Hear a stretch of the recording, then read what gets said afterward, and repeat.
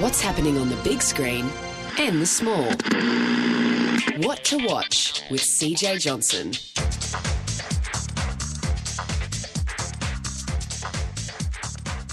Joining us for a look this week at recommendations of what to watch is CJ Johnson. CJ, good evening and welcome to Nightlife.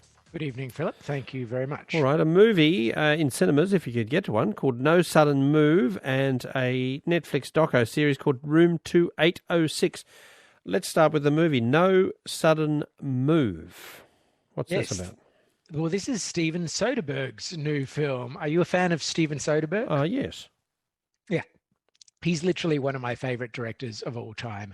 He just makes all sorts of stuff. He's always making movies. He's incredibly prolific.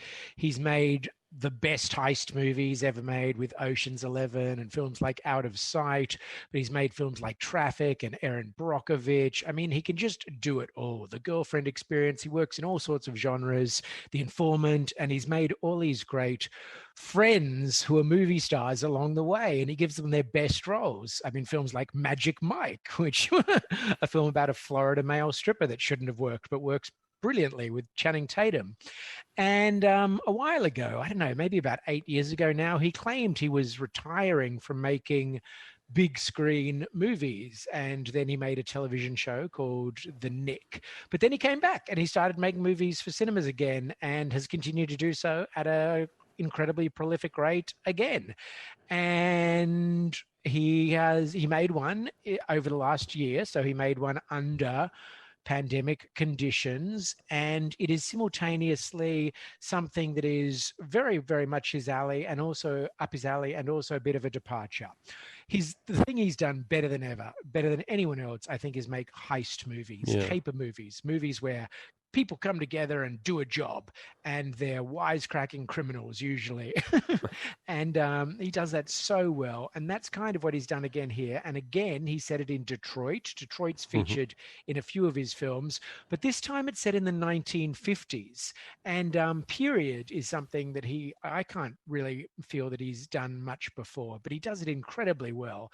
And he just stacks this film with a bunch of familiar faces from other Steven Soderbergh movies, such as Don Cheadle, who plays the lead, and Benicio del Toro, and Brendan Fraser, and John Hamm, and Ray Liotta, and Julia Fox. I mean, it's an all-star cast, and they're all playing various degrees of scuzzbuckets. Everyone is a bit of a scuzzbucket, but they're all sort of fun and enjoyable and likable.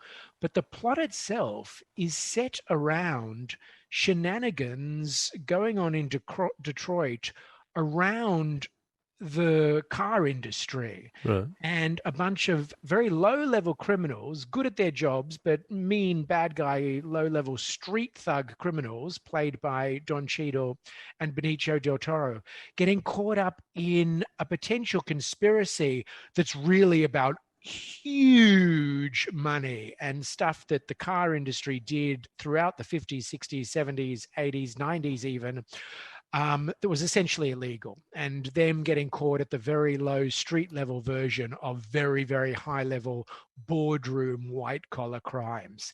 It's a very complicated, complex plot, something that you really have to pay attention to. There's double crossing, there's triple crossing, there's quadruple crossing. You can't trust anyone. Nobody can trust anyone. And it's just unbelievably entertaining from start to finish. It is so much fun. All right, it's called No Sudden Move. As I say, if you can find a cinema, it's in cinemas from next week. But here is a little from it. You said a man want to see me. Alley out back. He ain't coming in. What is he, white? Oh, boy. So what's the score? We're sending a man that works in an office to pick something up. You are part of a babysitting team watching his family while he does it. Good morning. Everything is normal, except... What do you want? Is that something you'd say? Normal Monday? I'm gonna shoot you right now. Can I go home now? Wait at the house after. What do you mean after? Right off of you. What is going on? What's going on, big guy? Yeah, what are we doing? We're following instructions. Are you helping me or are you not helping me? No. Thank you. Set up, man. God called me, offering me $10,000 turn you in. 15 for the white guy.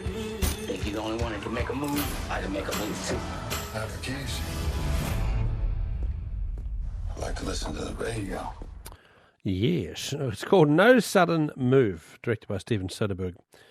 All right. Now, this TV documentary series, Room 2806. Now, this docuseries follows the sexual assault case involving, you might remember, the French politician Dominique Strauss-Kahn, who was destined for very great things, maybe even the presidency of France at one point, before his downfall, wasn't it? Yeah. This is a fantastic series. I totally hoovered this up. I really binged this. I watched 3 episodes in a row last night, actually. The Netflix true crime docu-series, according to some people, has jumped the shark a little bit. It started to become its own genre, its own formula, a copy upon copy of itself. But when it's very good, it can be very, very good. And this version is very, very good. So as you say, it's about the thing that derailed the incredible career of Dominique Strauss-Kahn, which was himself. He was a very, very smart man who had the potential to do very, very good for the world, and then did something very, very, very, very bad. And we all know the story now. It happens all the time. And his placement in history of when he did it and when this sort of happened around him was in the few years leading up to Me Too. And it's really interesting because it shows you that it kind of was the groundwork for Me Too. That's right. Anyway, Dominique Strauss-Kahn was the head of the IMF during the global financial crisis.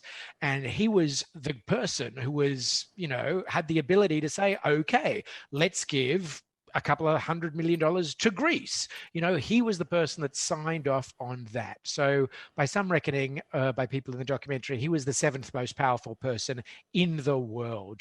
And then when he was in New York in a hotel room one morning, a cleaning woman of the hotel room came forward and said that he'd assaulted her. And he was arrested, and all sorts of things, very, very complicated things started to happen. And the reverberations throughout the United States and France in the media, but also in politics were incredible because he was the front runner to be the next president of France. That's right. And so conspiracy theories started swirling around that the whole thing was a setup. I seem to recall he was arrested on a plane, wasn't he? He was. He was trying to leave, and that's right, police marched onto the plane and took him off the plane. He was on an Air France flight and he was about to fly to Europe, and they got on the plane and they got him off. And he'd already had that flight booked for quite a while beforehand. And then all sorts of weird things happened. Like he managed to get this house arrest within a townhouse in Tribeca with his wife with an ankle bracelet. And as I say, all these conspiracy theories started to come out because he was going to be the next president. And the person who he was facing, Sarkozy, was not known for playing by the rules. You know what I mean? So all sorts of stuff was potential. There was all sorts of ability to believe things. And one of the things that the documentary does really, really well, because it interviews people in America and in France, and it really shows you that the attitude among a certain set of people in the political class in France towards sexual shenanigans is really its own thing. When they say it's, a very French attitude towards sexual misbehavior, that is on full display. And it would be funny if it wasn't so tragically misaligned with the reality of the situation.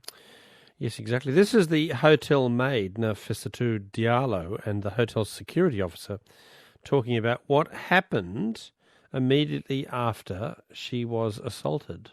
I say, I want to go rinse my mouth. They say, no, you're going to have to go to the hospital. They're going to have to do checkup. I tell you, my shoulder is hurting, but nothing is broken. I believe I'm going to be okay. I don't want to go to hospital. I don't want to lose my job.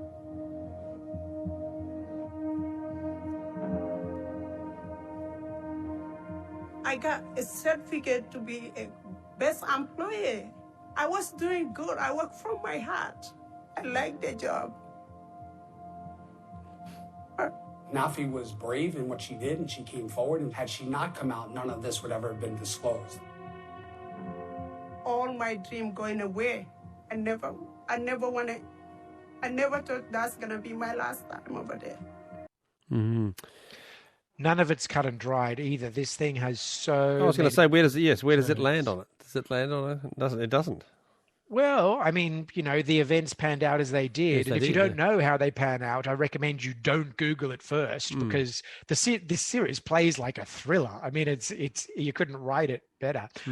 I'll tell you what, just as an adjunct to it too, once you've watched the 4 episodes, you can watch, if you can find it, a 2014 film called Welcome to New York, which is a dramatization of the events around the hotel room, which stars Gérard Depardieu as Dominique Strauss-Kahn.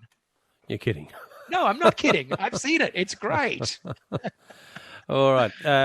Yes, exactly. The events are historical and they are on the record, as you say. But if you don't want to be a spoiler for yourself, don't Google it and have a look. It's called Room 2806 and it's on Netflix. On Netflix now, is it? Yeah, on Netflix right now. Okay.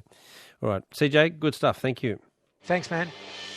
You've been listening to a Nightlife podcast. For more great conversations about the issues that impact you, as well as features on travel and food, head to the Nightlife webpage. You'll find it at abc.net.au/nightlife. You don't need to be a night owl to enjoy the nightlife.